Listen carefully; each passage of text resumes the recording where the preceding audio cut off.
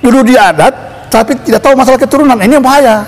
Kenapa? Kasopu ini ada, yaitu jika seorang laki-laki walaka, anaknya bisa berubah jadi laode, manakala sudah 3 kali turun dengan perkawinan 3 kali wode. Contoh, saya walaka, kawin dengan wode, anak saya belum bisa pakai laude. Pakai laude. Belum. Nanti anak saya dia kawin lagi dengan laude. Anak yang ketiga itu sudah bisa pakai laude. Itu namanya kasopu. Kasopu. Itu kasopu. Laude itu. Anaknya yang ketiga menyandang laude. Tapi gelar ode kasopu. Iya, kasopu itu, tapi tidak disebut laude kasopu. Hanya laude aja. Tapi jelas kalau ditelusuri kasopu dia itu. Tapi hak kelaudeannya melekat. Adatnya berlaku adat laude 20 boka. 20 boka.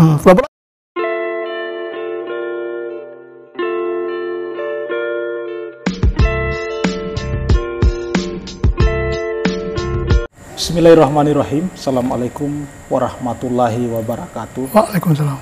Saya Layusri dan Anda sedang di Layusri Journey.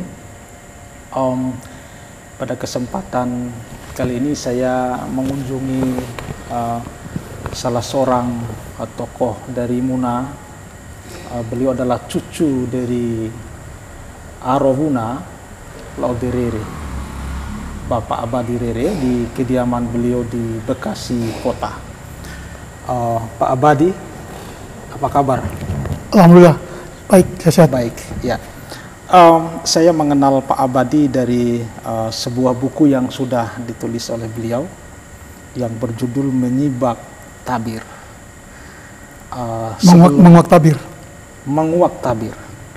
Berarti kalau yang namanya tabir ini ada sesuatu hal yang gelap-gelap, dan Pak Abadi ingin membuka itu secara terang benderang. Baik, mungkin yang akan kita bincangkan adalah bagian itu, dan kerja Muna. Ya, dan bagian yang lain mungkin nanti kita akan coba dalami dari perspektifnya ya Pak Abadi, hal-hal yang mungkin selama ini di Muna banyak tidak dibicarakan orang, terutama ada juga istilah yang saya baru mendengarnya kemarin itu soal laude kasopu. Kasopu, laude kasopu itu maksudnya Pak Abadi apa yang dimaksud dengan laude kasopu itu?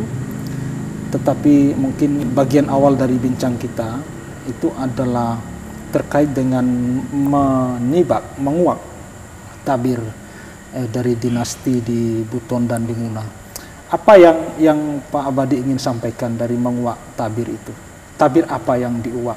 Tabir apa yang gelap dari dalam, sehingga Pak Abadi punya keinginan agar itu dibuka seterang benderangnya. Terima kasih Pak Yusril. Mengenai buku saya ini sebenarnya terilhami dengan situasi dan kondisi khususnya di Muna. Selama ini setelah saya bertugas di Kendari 3 tahun. Saya ini putra daerah tapi banyak merantau. Saya punya masa muda habis di Jawa. Tentu perkembangan di Muna memang saya tidak ikuti. Namun setelah saya tugas di Kendari 2 tahun, banyak tokoh-tokoh khususnya anak-anak muda datang ke ruangan saya. Mereka selalu mempertanyakan mengenai sebenarnya kerajaan Muna ini ada atau tidak. Kalau ada, ini persoalan, kalau ada sebenarnya raja-rajanya siapa? Nah, ini rupanya pertanyaan ini kalau menurut saya berarti selama ini ada yang masih kabur, masih belum jelas. Inilah yang saya mau ungkap dalam kesempatan ini di buku saya. Kenapa saya harus perjelas? Karena bicara masalah kerajaan itu bukan hanya di Muna, bukan saja Indonesia, maka seluruh dunia. Yang namanya kerajaan itu sistem kepemimpinan itu turun temurun. Iya, yang disebut dengan dinasti. Para pakar sudah jelas menjelaskan itu. Yang namanya di era kerajaan itu rajanya itu pasti turun daripada raja yang berkuasa. Tidak mungkin diambil dari orang luar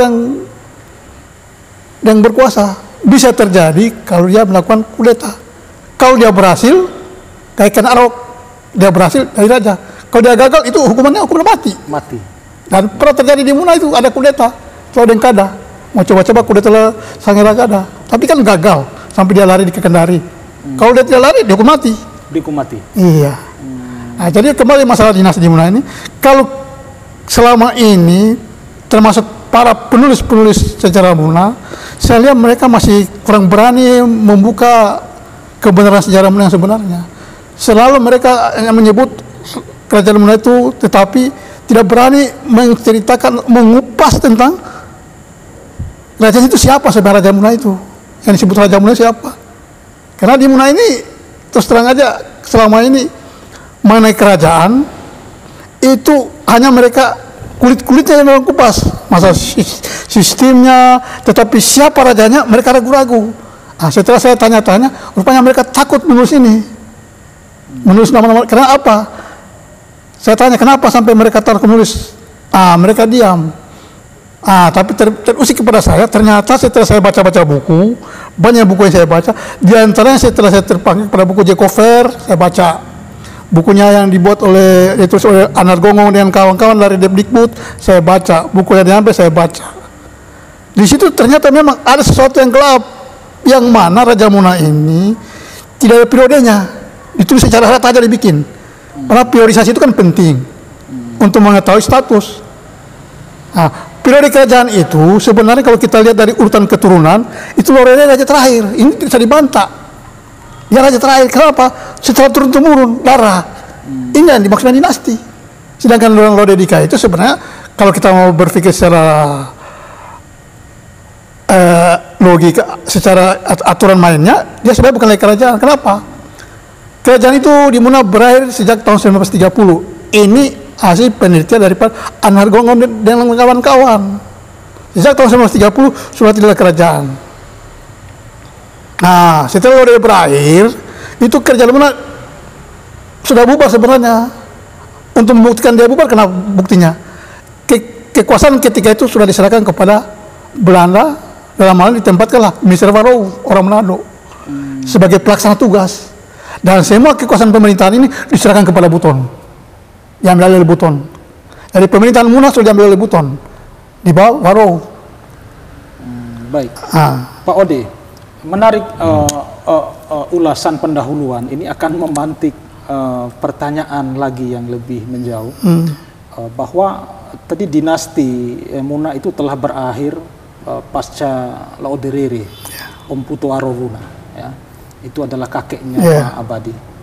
Lalu setelah itu masuk Belanda dan menempatkan satu orang situ yang Warou tadi untuk menjadi semacam pelaksana raja di Muna.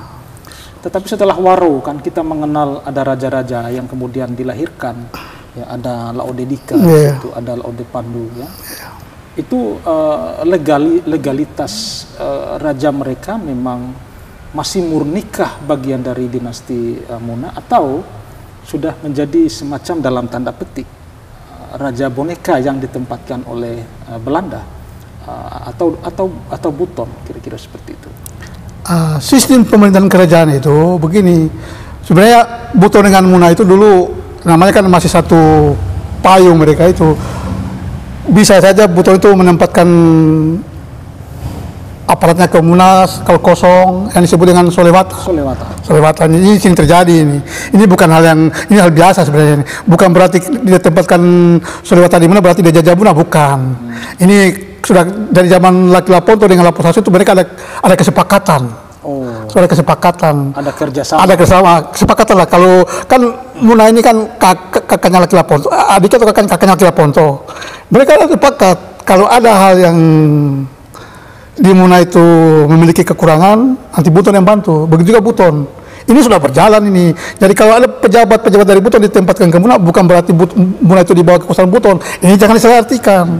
Ini selama ini disalahartikan. Padahal mereka ditempatkan di Muna karena mereka itu kosong. Selama kosong, pengaruh Belanda itu tidak bisa dilepaskan. Namanya kita ini kan sebagai jajah Belanda seluruh Indonesia. Semua dijajah sebenarnya kita ini. Persoalannya sekarang bukan soal jajahannya lagi. Kenapa? Ada hal yang prinsip-prinsip raja itu dia menentang juga. Dia menentang. Dia selalu diterima, biar dijajah tapi ada yang dia tentang. Dan Belanda pun kayaknya mengakui, menerima tentangan itu. Buktinya apa?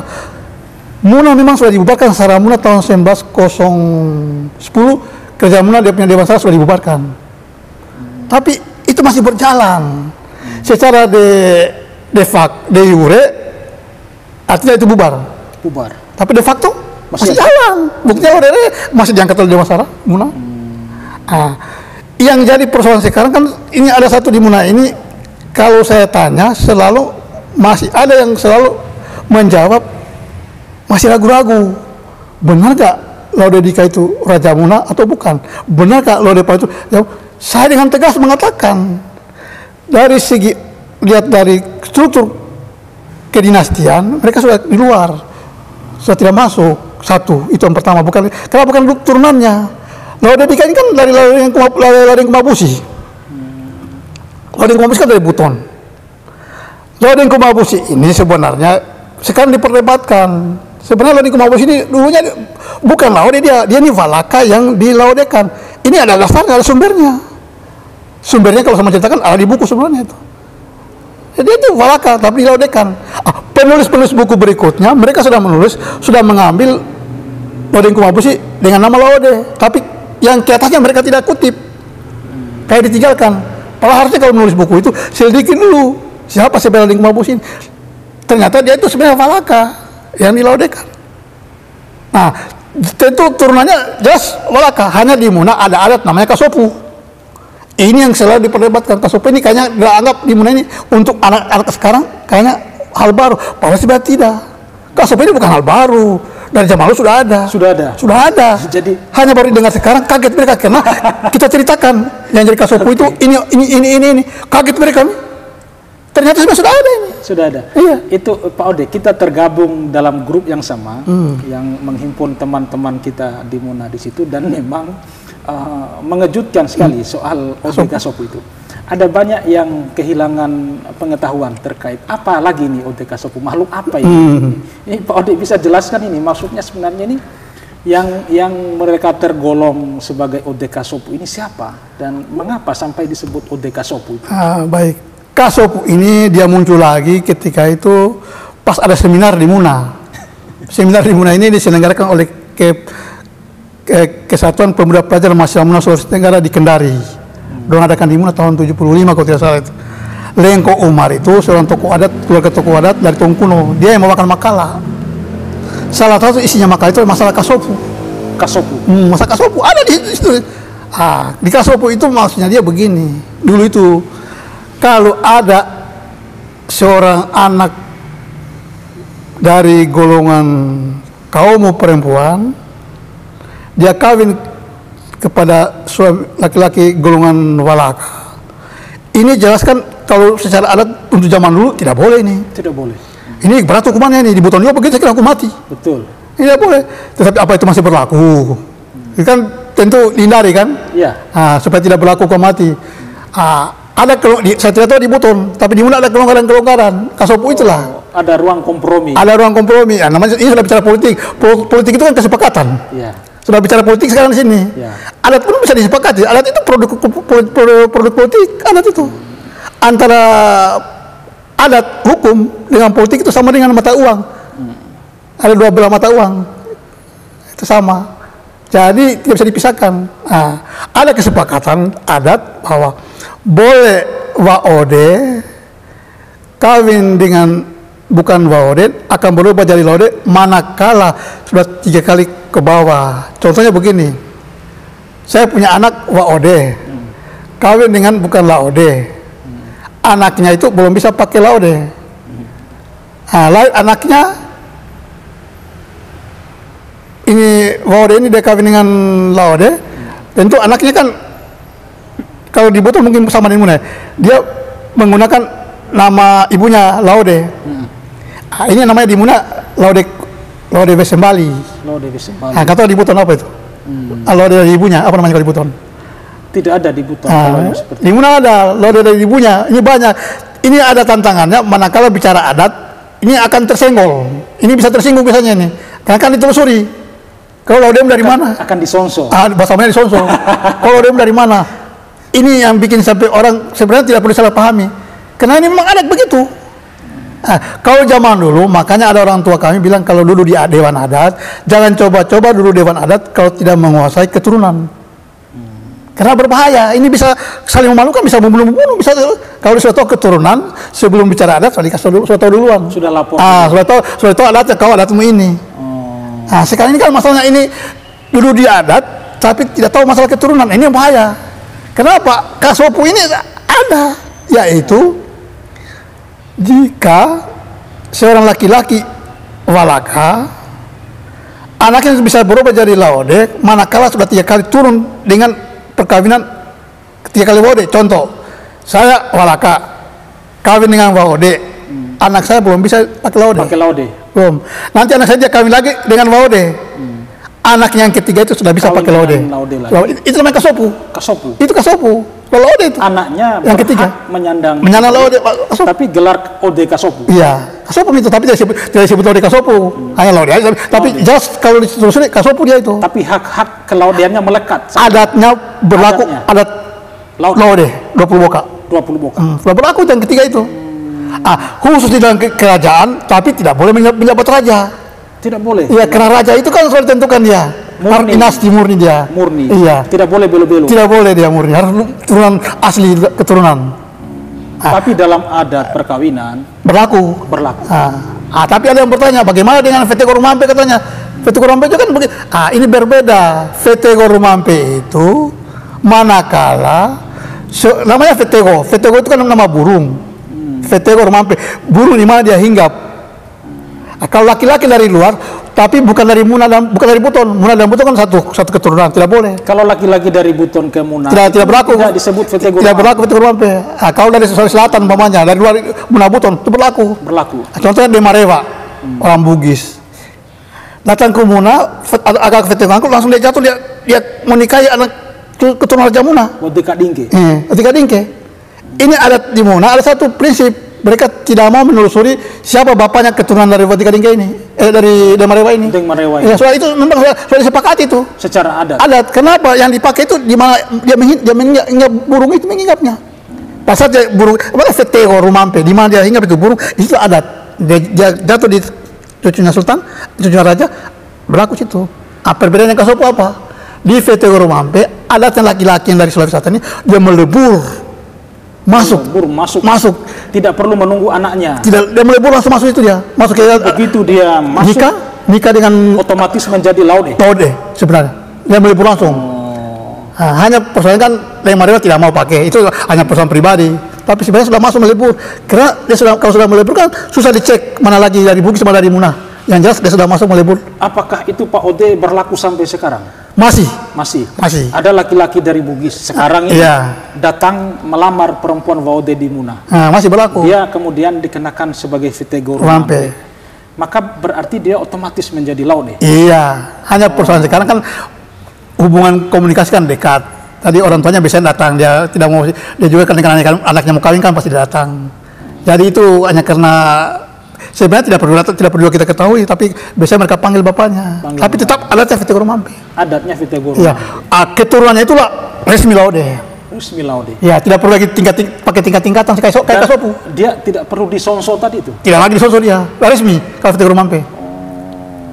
Makanya ada ditanya Vete Gorumampe, sudah kalau Vete Gorumampe sudah langsung. Kalau kasopu ini memang banyak orang tersinggung masalah kasopu sekarang. Sebenarnya tidak perlu tersinggung. Itu salah satu adat untuk supaya terhindar dari hukuman mati sebenarnya ini. Kalau kaku kan hukum mati atau dipersononggaratakan lah, diasingkan. Makanya dengan persononggarata ini kebanyakan orang sudah tidak tahu keturunannya, tanya kakeknya pun sudah tidak tahu. Ini kena akibat persononggarata. Ada pelanggaran adat dipersononggaratakan, dibuang dari adat. Ini sebenarnya di Munanya hampir mirip di Batak. Di Batak juga begitu. Kalau perempuan marga Nasution kawin sama orang Jawa, di orang Jawa ini dikasih marga. Kan begitu juga kan, sama aja, kasih marga. Menjadi Batak. Ya, menjadi Batak. Anaknya resmi Batak. Nah, di Muna kan patrinial di Muna itu. Patri ya. Di Batak juga begitu kan, patrinial. Patrinial kita. Nah, ini yang saya harap, yang saya kan, kenapa ini diperdebatkan masalah kasopu? Ini adat ini. Adat. Dan tidak saya persoalkan. Anaknya jangan lagi dipersoalkan. Dia sudah laude lah, sama dengan kita dalam adat. Tetapi untuk di kerajaan memang itu keras, tidak boleh. Yang jadi raja itu harus keturunan Sugi. Termasuk Vete Gorumampe, tidak bisa dia jadi raja. Bisa dia kalau Vete Gorumampe, karena sudah melebur dia. Dia melebur. Dia sudah bercampur. Kalau kasopu namanya perak dikasih emas. Kan masih bisa hilang. Itu situ perbedaannya. Kalau kasopu itu disepuh. Dia masih bisa hilang. Dibersihkan. Nah, bisa hilang. Kalau veteran mampir dia melebur. Sudah nyatu. Kan susah dipisah, kalau nyatu kan bisa. Dia otomatis. Nah, buktinya Deng Marewa dengan Batika Dingke, anaknya langsung jadi raja. Anaknya Deng Marewa? Iya. Langsung jadi raja. Langsung saya teh. Langsung Raja Muna. Nah, suaminya ada ketentuan adat di Muna. Ini juga dibalik akhirnya kaitan dengan Buton. Suaminya Deng Marewa ini ketentuan adat, jika laki-laki yang bikin rumusan itu, ketentuan itu, jika anakku perempuan kawin bukan dari keturunan kulit orang Muna, suaminya tidak boleh jadi raja. Ya, kita kembali kepada mengenai kasopu ini. Di Muna ini kan ada mengatakan bahwa Lodeng Kumabusi itu keturunannya di Muna banyak katanya. Artinya bahwa mereka mengatakan bahwa Lodeng Kumabusi keturunan dari Sultan Buton. Hanya sayangnya mereka tidak sebutkan Sultan Buton siapa. Sebab saya sudah cek 3 sumber yang akurat, saya tidak menemukan Lodeng Kumabusi itu bangsawan Buton. Sumber pertama saya cek dari manuskrip yang ditulis oleh Matajalu Naglobe, itu tidak ada. Padahal silsilah ini, semua sini sudah bangsa Buton, semua ada. Tidak ada Lodeng Kumabusi kalau dia bangsawan Buton. Di bukunya juga Nabe begitu tidak ada. Dan dibenarkan oleh Mujur Muif, doktor, bahwa Lodeng Kumabusi itu walakan dilodekan. Ya, ini 3 sumber ini sementara itu yang saya pegang. Jadi kalau orang Muna yang tidak menerima tentang Lodeng Kumabusi Walaka, ya tunjukkan kepada saya sumbernya bahwa dia bangsawan kaummu, supaya saya bisa rubah buku saya. Itu pertanyaan. Karena merembet kepada keturunannya. Saya tahu keturunannya yang tidak terima ini. Saya sebutkan Lodeng Kumabusi Walaka, tapi itu sumber ada, bukan kata saya. Ada sumbernya, Pak? Ada, bukan kata pribadi saya. Baik. Nah, kalau kata saya itu memang bisa diprotes. Ini ada sumbernya, jelas sumbernya. Nah, sekarang kalau ada yang merasa bahwa Lodeng Kumabusi itu memang dia golongan bangsawan, tolong diberikan sumbernya. Tapi sumbernya valid, supaya saya bisa rubah buku saya. Ini. Jadi sebenarnya tidak, memang kalau kita risikonya kita membuka tabir ini, kita banyak musuh, itu risiko. Tapi kalau kita tidak bukan dari awal waktu diskusi mengenai Quran Fathul Adat ini kan saya sudah pernah usulkan. Ada Pak Personnya sampai saksikan itu. Saya usul supaya jangan kalian bahas sejarah Muna, itu rawan. Coba bahas ekonomi supaya bagaimana Muna ada uang, rakyat Muna ada uangnya. Tapi mereka berkeras, tidak katakan tetap bahasa kerja Muna. Saya bilang itu risikonya berat. Hanya sampai menimpali. Lanjutan aja, yang penting katanya datanya ada. Kita lanjutkan. Ternyata dalam perjalanannya banyak orang yang tersinggung. Tapi mau tersinggung pun kan fakta sejarah ini kita bicara. Kecuali saya mengarang, boleh tersinggung. Tapi saya ini bicara fakta. Fakta itu apa? Secara akademis itu didukung dengan sumber. Ada data. Ada data. Dan data ini bukan dibikin zaman sekarang, dibikin kayak bukannya nyampe. Itu kan Pegon itu bahasa Wolio ditulis dengan huruf Arab. Betul. Itu yang terjemahkan tidak sembarangan. Hanya di Muna di Sulawesi Tenggara, Dr. Wanyampe yang punya bidang itu, yang bisa menerjemahkan itu. Nah, dari itu terjemahkan dalam satu buku. Tidak ada situ bahwa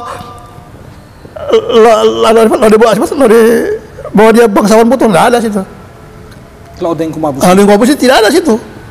Termasuk di buku ini Naglobe Matajulu ini. Ini kan tulisan tangan ini. Nah, ini manual ini apa? Manuskrip. Manuskrip ini waktu akui. Baru dibenarkan lagi seorang dokter Mujur. Dokter Mujur ini kan bukan sembarangan.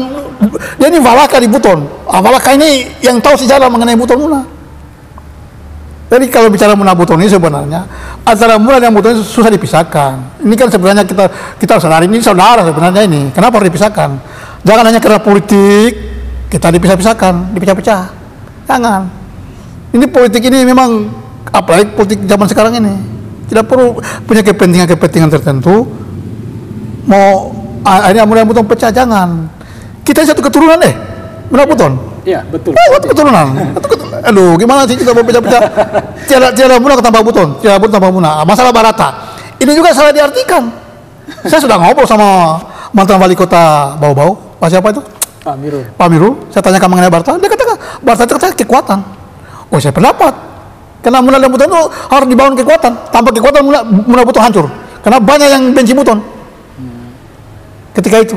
Betul. Ternyata maunya mau jajah Buton. Apa semua maunya di lokal kita. Maka bikin kekuatan. Ini saya tidak tahu kapan dia berubah Barata ini menjadi daya taklukan. Ini yang harus kita tinggalkan, sebenarnya tidak boleh. Buku-buku yang sudah beredar, buku saya inilah membantah buku-buku yang sudah beredar yang mengatakan Muna itu daya taklukan Buton. Makanya buku saya ini itu saya bantah. Saya bantah. Mana kalau Buton dia mengatakan Muna taklukan, nanti Buton sendiri malu.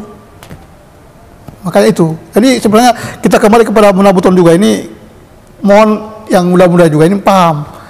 Janganlah selalu dibentur-benturkan. Jangan. Kenapa kalau sudah dibentur-benturkan itu sudah masa politik, apalagi dosa politik, apalagi mau pemilihan begini, jangan. Kita berdoa aja mudah-mudahan di Buton itu kembali masih ada kemauan untuk bisa menyatu dengan membuat provinsi dengan namanya Wolio Muna lah. Wolio Muna, provinsi Wolio Muna atau provinsi Muna Buton. Muna Buton. Supaya betul-betul tergambar bahwa Muna Buton ini nyatu dulu. Ini permohonan saya kalau bisa sebagai kepada tokoh-tokoh Buton. Baik, Pak Ode, memang selama ini ada banyak hal yang terdapat resistensi, terutama dalam relasi Muna dengan Buton. Salah satunya adalah soal Barata itu, yang ternyata ditafsir berbeda dan menimbulkan keberatan. Memang tidak sedikit dari pihak Buton mempelesetkan Barata itu sebagai daerah taklukan, sesuatu yang itu memang sangat dengan keras ditolak oleh teman-teman kita dari Muna, termasuk mungkin Pak Ode sendiri. Padahal bagi yang memahami konsep dan pengertian Barata itu tidak ada masalah, itu biasa-biasa saja, itu hal yang lazim di masa itu. Barata itu kan adalah penyeimbang sebenarnya. Dan itu dinamika pencetusannya dimulai ketika Laki Laponto dengan Laposasu, ya, membangun aliansi. Bagaimana dua kan bersaudara mereka ini, bagaimana mereka saling melindungi. Ya namanya saudara, betul. Anda diganggu ya saudaranya pasti tergerak untuk melindungi. Itulah aliansi yang sebenarnya dibangun oleh dua bersaudara ini untuk saling melindungi di awalnya. Tetapi kemudian dalam prosesnya dinamika muncul, Buton kemudian mulai ada keinginan untuk memang menempatkan Muna tidak setara lagi, tetapi sudah mau menjadi dibawahi dengan dia memulai membangun aliansi dan kedekatan dengan Belanda. Tetapi kan upaya-upaya seperti misalnya yang seperti itu dimulai oleh Lelangi, dan kita membaca literatur bagaimana Raja Muna Laode Kadiri menolak, dan kemudian penolakannya itu menyebabkan ia ditangkap dan diasingkan ke Ternate. Artinya dinamika pasang surut relasi Buton Muna itu sangat fluktuatif, dan itu biasa saja.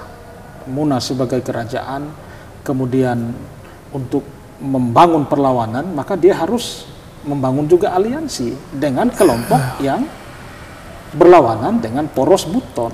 Maka dia membangun hubungan dengan Hasanuddin, dengan Goa. Itu lumrah. Dan generasi kita yang sekarang lah yang harus bijak, harus arif menerima setiap sumber informasi. Jangan kita alergi misalnya karena kita orang Muna lalu itu kan dari Buton, nggak ada benarnya. Orang Buton juga harus berani objektif. Jangan karena misalnya menganggap sumber dari Muna lalu merasa bahwa itu kan sumber dari Muna, salah semua. Saya kira tidak, sumber-sumber dari Buton tidak seutuhnya juga benar. Ada hal-hal yang ditambahkan, ada hal-hal yang dikurangkan. Di Muna juga mungkin akan bisa seperti itu. Itu biasa. Dan tugas setiap kita, termasuk Pak Ode, yang ini mungkin agak berat adalah bagaimana menjaga harmonisasi relasi Buton Muna ini tetap dingin saja, tidak usah panas-panas begitu. Ini sedikit-sedikit kita kalau sudah diskusi bertema sesuatu yang sensitif, mulai kepanasan kita ini. Saya melihat tidak hanya hubungan Buton dengan Muna, ternyata juga di internal Muna sendiri juga ada hal-hal yang sangat sensitif. Di Buton juga sama, tidak ada bedanya. Jadi saya kira yang paling penting Pak Ode sudah menulis satu buku. Ini dijual Pak Ode ada di mana dijual? Nah, baru di internet. Tujuan bukunya awalnya sebenarnya saya minta dikoreksi, berikan masukan. Iya. Tapi tidak ada yang mau kasih masukan. Hanya ini satu kelemahan kita di Muna ini, khususnya keluarga saya yang ikut dalam sosmed media ini di Ngongkoran Dati ini, satu kelemahannya. Kalau sudah ada buku yang kira-kira menyenggol merugikan orang punya pemikiran, merugikan orang punya keluarganya lah, langsung dimusuhi itu buku. Ini salah satu penyakit, tidak boleh. Ini penyakit begini. Boleh kok musuh pribadi penulisnya, musuh orang, tapi buku jangan, baca dulu. Baca dulu. Baca dulu, baru koreksi, baru tulis. Kalau tidak Anda setuju dengan isinya, bikin masukan. Bikin buku. Bikin buku, tidak. Melawan buku. Buku ya. Ini bagaimana mereka melawan buku? Mau cerita melawan buku, isi buku tidak dibaca. Ini yang saya lihat, ini yang lucu ini. Itu yang repot itu. Ya, karena ada salah satu yang mengatakan saya tidak butuh buku kamu. Ya, kok tidak buku tapi kok berdebat. Protes. Protes. Ini anti kalau ini aneh kalau pikir.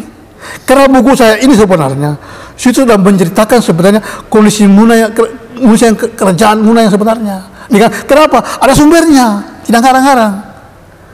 Saya banyak di pikiran otak saya ini yang sifatnya lisan. Saya kan besar sama punya nenek, saya tinggal di samping nenek, banyak dengar cerita saya. Tapi saya tidak berani muat, karena itu kan hanya katanya, menurut neneknya aja itu, menurut bapaknya itu saya hindari saya. Baik, ini bukunya Laode Abadi Rere, Menguak Tabir. Ini sudah dijual Pak Ode ya? Ini baru di lokal. Dijual lokal. Di Muna. Ini bisa didapatkan buku ini dengan menghubungi beliau sendiri. Judulnya cukup menarik dan isinya saya kira tentu tergantung dari persepsi nanti yang membaca. Tetapi memang saya setuju tadi bahwa kalau tidak setuju dengan sesuatu, maka baca dulu. Baca, koreksi. Dan koreksi. Baru bikin buku. Lahirkan juga buku. Dinamika buku melawan buku itu akan menarik dan itulah tradisi yang seharusnya kita wariskan. Tradisi seorang ilmiawan. Tradisi seorang ilmiawan dan ilmuwan. Kira-kira seperti itu. Pak Ode, terakhir kita sebagai cucunya raja ini, Pak Ode kan sangat dekat dengan kekuasaan dan tentu banyak tahu mengenai internal kekuasaan di Muna. Pesan-pesan Pak Ode sebelum kita closing bagian ini apa? Satu hal yang perlu, artinya keluargaku di Muna, janganlah takut menulis sejarah Muna kalau memang sumbernya ada. Ini yang saya, kenapa kita di Muna ini kurang buku, kurang buku yang mengungkap tentang sejarah Muna. Kalau buku saya ini tidak ada, saya ragu. Kenapa? Setelah saya baca buku, banyak penulis-penulis buku Muna, tapi lurus-lurus saja. Takut mereka, saya lihat. Kalau saya lihat takut, dan tidak berani mengoreksi yang prinsip, yang pada dasarnya sebenarnya itu tidak benar, tapi tidak berani mereka. Banyak saya baca buku, semua masih lurus-lurus saja. Nah, saya tidak menghendaki yang begitu. Saya menghendaki meneliti banyak, supaya banyak sumber. Cari sumber. Ini ada yang dalam tulis buku, doang hindari sumber yang sudah ada. Ini yang tidak bagus menulis buku. Itu seorang menulis buku itu mencari sumber. Ini menghindari sumber. Buktinya apa? Ya itu kata-kata itu. Saya tidak perlu bukumu, saya tidak perlu baca bukumu. Ini kan namanya menghindari sumber. Tapi tetap berkuar-kuar. Dasarnya apa? Nah, makanya saran saya kalau bisa di Muna ini, saya himbau tokoh-tokoh Muna, menulislah sebanyak-banyaknya mengenai sejarah Muna. Tulis sejarah Muna.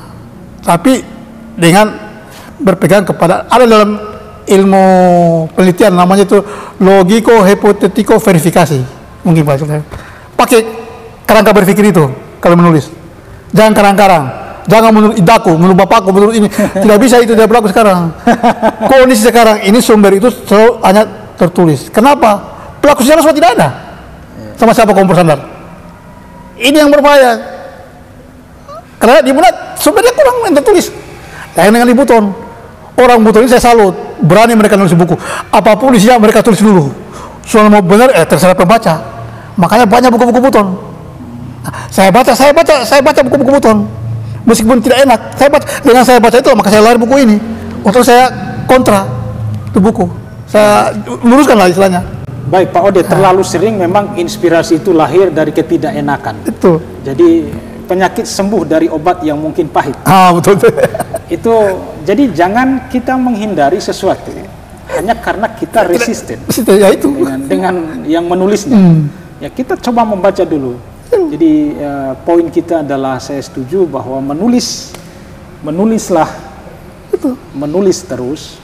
Gak berhenti. Dengan dasar data. Data sangat penting dalam menulis karena dengan itulah kerangka dari sebuah buku dibangun. Menulis dengan data, jangan hanya dengan kata-kata. Ya. Kira-kira begitu. Saya kira itu. Jadi bangunan kata-kata kita berdasarkan data-data. Iya. Bangunlah kata-katamu itu, tetapi didukung dengan sumber. Dengan sumber. Itu. Itu yang penting. Itu penting. Jangan asal bumi. Iya, supaya tidak berdebat. Orang berdebat, kenapa? Spasiur. Sumber tidak ada. Tidak jelas. Kalau sumbernya, bantah sumber itu yang dibantah. Jangan bantah saya. Ya. Bantah sumber. Caranya apa? Bikin buku. Baik. Itu. Termasuk tadi sumber bahwa Muna disebut telah berakhir. Itu kerajaan Muna. Ya, kerajaan Muna itu pada tahun 1930 itu salah satu ditulis oleh Anhar Gonggong dengan kawan-kawannya dari Depdikbud. Ini perwakilan dari pemerintah pusat ini. Jelas tegas disebutkan situ. Kerajaan Muna berakhir tahun 1930. Setelah itu diserahkan kepada pemerintahan Muna, itu diserahkan kepada Buton. Bisa tidak disebut. Jadi Buton ngambil pemerintahan. Jadi berarti setelah 1930 raja-raja setelah kerajaan sudah tidak ada. Setelah kerajaan raja-raja yang menjabat setelah tahun itu? Kalau itu yang tidak ada. Kalau di Buton kan ada, di Valihi. Dia dilantik sebelum kemerdekaan. Bisa itu aturan peralihan pasal 2 Undang-Undang 45 diperbolehkan. Kalau di Muna? Di Muna sejak Lodeh ini dibubarkan langsung tahun 1928. Tidak penggantian lagi. Jadi raja yang menjabat setelah itu bukan raja? Bukan raja lagi. Karena tahun 1930 sudah diberhentikan. Kedua yang jadi raja itu harus keturunan raja. Tidak sembarangan jadi raja. Sekarang kita tinggal telusuri ini. Kita uji. Ini yang saya maksudkan dari awal. Jangan senggol-senggol sejarah. Karena akan tersenggol beginilah. Ketahuan akhirnya. Siapa raja itu? Seharusnya ini disadari oleh saya punya saudara ini. Sadarlah mereka. Jangan emosi. Akuilah. Jangan merasa karena saya punya nenek, maka saya harus berkeras. Padahal akan terkorek dan malu sendiri akhirnya kan. Karena raja itu jelas keturunan raja, akan diselidiki. Ini sesuai dengan keterangan saya dari Sekjen Raja Nusantara untuk menyelidiki siapa keturunan raja dan silsilahnya. Itu katanya. Oke. Di mana sekarang kan kesulitannya mau bertahan. Contoh sekarang ada lagi isu yang saya dengarin bahwa di era kerajaan Nusantara ini katanya supaya raja itu dipilih. Ini makin keliru. Kau mau pilih raja berarti negara dalam negara.